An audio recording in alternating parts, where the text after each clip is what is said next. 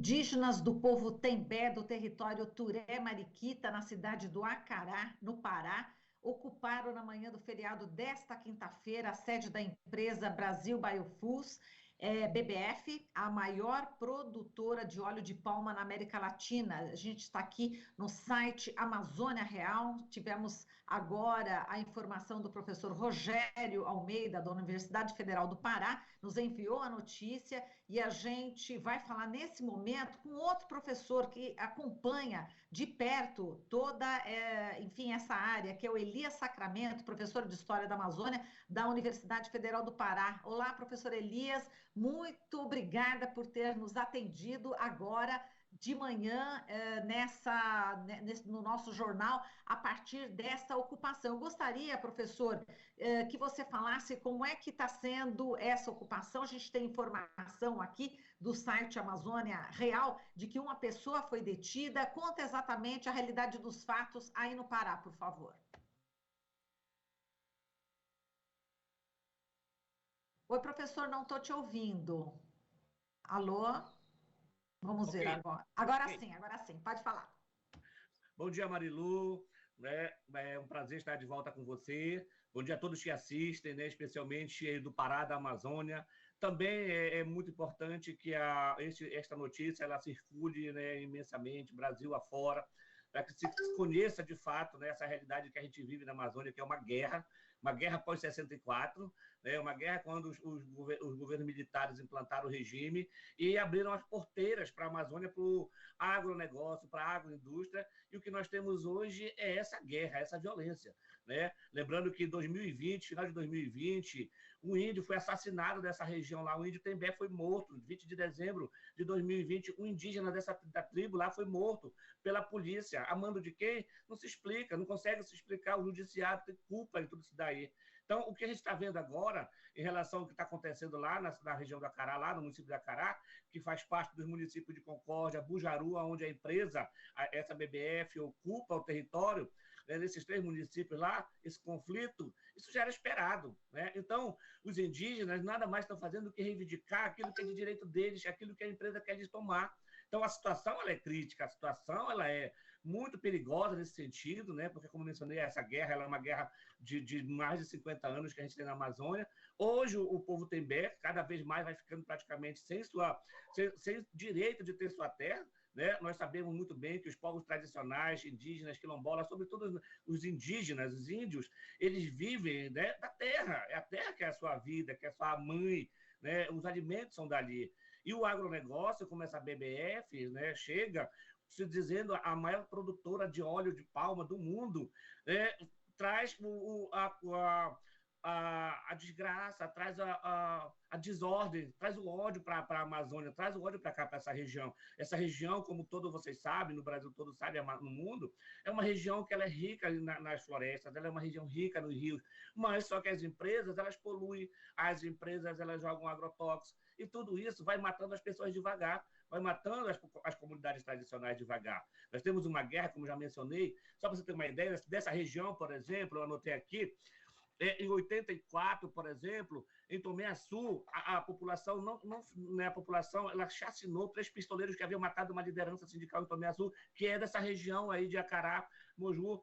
88, a população de Moju, o povo de uma comunidade quilombola de Moju invadiu a cidade, tomou a cidade para expulsar pistoleiros que estavam lá em 88. Em 2006, o de Moju derrubaram uma linha de transmissão da Vale do Rio Doce porque não queria pagar, não queria dar compensação. E agora a gente tem essa morte do indígena 1 ano atrás, praticamente. Então, a gente viu uma guerra, que o agronegócio chega, que as agroindústrias chegam, vão tomando, vão se apostando, mas também a gente percebe que as comunidades, que a população também, ela reage. A gente sabe que a violência no campo, como foi colocado esses dias agora, foi apresentada pela Comissão Pastoral da Terra, com registros altíssimos de violação, de violência, de mortes, de assassinatos, continuam. Mas a gente sabe também que a população faz o que fez agora os povos lá, que foram lá, né, e fizeram um contra-ataque lá, incendiaram os ônibus lá, porque eles apreenderam um indígena lá. Então há um índio que está preso agora, e aí a situação ela é praticamente insustentável. A gente clama, né, as autoridades públicas do Estado, o governador do Estado, a gente clama o judiciário para que tomem medidas cabíveis, não medidas que fiquem a favor da empresa. Porque há um mês atrás, a BBF, outra BBF lá no Moju, que também faz parte desse consórcio, tentou expulsar 40 famílias de um assentamento. Nós estivemos lá presente no Fórum de Moju, ajudando, dando apoio também lá, porque a gente não pode ficar calado, a gente não pode ficar quieto, né? A gente tem um histórico dessa formação de ser humano, de sujeito, de um ativismo, então a gente não pode ficar quieto, calado, parado. A gente estuda, mas a gente também tem que viver essa presença. E a gente está solidário, nós estamos solidários, né, à comunidade indígena lá de Acará, né, de toda essa região Acará, Tomé-Açu ali, que é a divisa lá, porque a situação ela é muito delicada nesse momento, Marilu. A pessoa continua presa ainda? Há informações ainda sobre ela? A informação que a gente tem é que ela continua presa, que ela continua detida ainda, né? E os movimentos, né, dos movimentos sociais, eles estão atuando para que seja resolvida essa situação, para que seja colocada em liberdade, porque é injusta essa prisão, essa detenção ela é injusta. Deveriam estar sendo presos os representantes da BBF, essas pessoas sim que chegaram, como tantas outras chegam nessa Amazônia aqui, mas, por outro lado, a gente tem o quê? A impunidade, né? A impunidade que vai permitindo que vão chegando, vão tirando das terras, vão matando, vão assassinando, vão poluindo a natureza, vão poluindo os rios, e a impunidade vai ficando, vai permanecendo. Né? Do domingo foi a celebração, né, de 26 anos do massacre de Eldorado dos Carajás, por exemplo, e a impunidade reinou solta.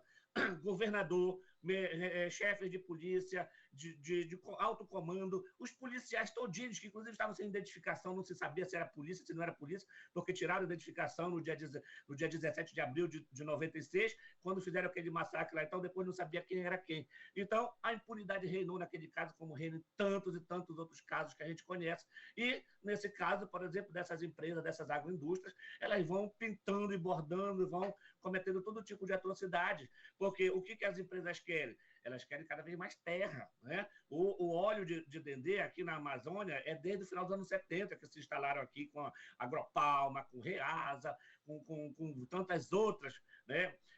Bio, hoje chamadas de bio, mas, na verdade, de trazer vida, que é o bio, traz morte, traz desgraça, né?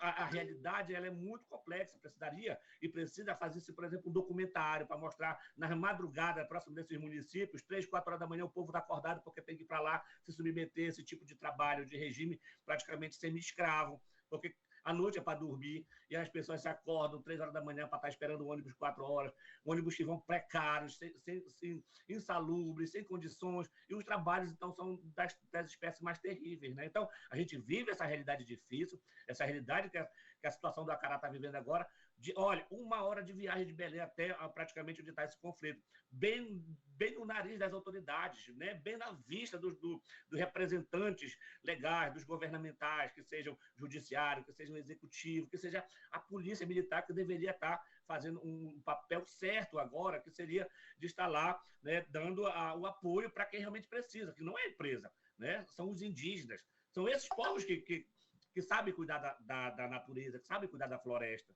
né? Tá certo, Elias. Olha, infelizmente a gente vai ter que cortar agora a entrevista, porque a gente já chegou no final do jornal, mas a gente vai acompanhar hoje, durante o final de semana, e talvez na segunda-feira a gente traga mais detalhes aqui sobre essa ocupação na sede da BBF, aí no Pará, por parte dos indígenas e também quilombolas. A gente agradece muito aqui a sua presença, a gente não podia deixar de dar realmente essa notícia que é bastante grave, e estamos acompanhando, viu? Um forte abraço, professor. Marilu, obrigado, viu? Obrigado, importante divulgar. Precisando, a gente está aqui, vai continuar acompanhando, vai continuar dando apoio, tá bom? Bom dia para você e para todos. Obrigada. Falamos aqui com o professor Elias Sacramento, professor de História da Amazônia da Universidade Federal do Pará. Você está ouvindo Jornal Brasil Atual. As notícias que os outros não dão.